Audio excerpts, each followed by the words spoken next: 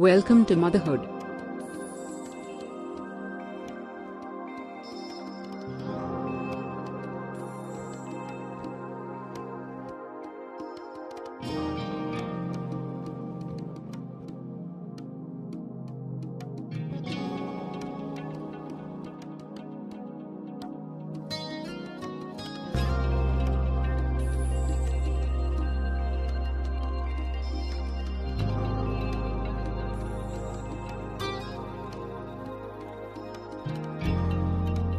Motherhood was the great equalizer for me. I started to identify with everybody. As a mother, you have that impulse to wish that no child should ever be hurt, or abused, or go hungry, or not have opportunities in life.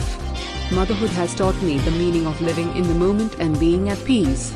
Children don't think about yesterday, and they don't think about tomorrow.